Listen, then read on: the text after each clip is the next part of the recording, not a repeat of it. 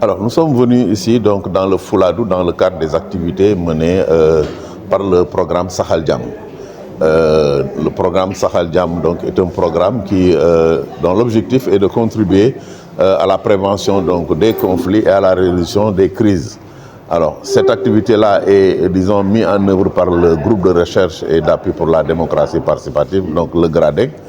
Et donc, ce que nous voulons à travers donc, ce dialogue communautaire que nous avons déjà fait dans les régions de Tambacounda, de Ziguinchor et de Kédougou, c'est aujourd'hui d'asseoir les bases d'une collaboration, d'une communication, disons, directe, d'un dialogue entre les différentes communautés pour identifier les causes des conflits et leur trouver donc des solutions. Vous savez que Kolda est une région frontalière avec, disons, donc, la présence vraiment de plusieurs catégories donc, d'acteurs, de plusieurs ethnies, etc.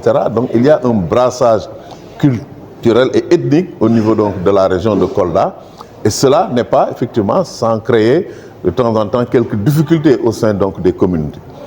Il y a des conflits entre les agriculteurs, les éleveurs, des conflits au niveau donc, des mouvements de jeunes avec le phénomène des nawetan, l'organisation des djambadons, des cérémonies de kankourans, etc. Donc, si nous voulons aujourd'hui travailler à préserver la cohésion sociale, la cohésion nationale, l'unité qui nous est si chère, nous devons travailler à rapprocher les communautés, à créer un dialogue pour permettre donc aux communautés donc d'échanger, de prévenir des conflits, ou s'il y a des conflits, vraiment de créer des conditions pour trouver donc des solutions vraiment pérennes et durables. C'est le sens de toute cette visite, donc en tout cas à Kolda, au cœur du Fouladou, donc vraiment pour prêcher la bonne parole, pour vraiment donc prêcher la paix, la cohésion sociale et disons donc l'unité nationale.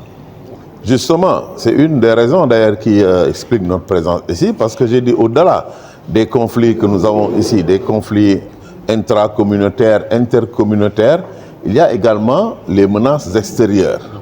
Et dans le cadre de ces menaces extérieures, il y a déjà, je l'ai dit, le fait que Kolda est d'une zone frontalière. Les frontières sont très poreuses et il y a beaucoup de mouvements de population.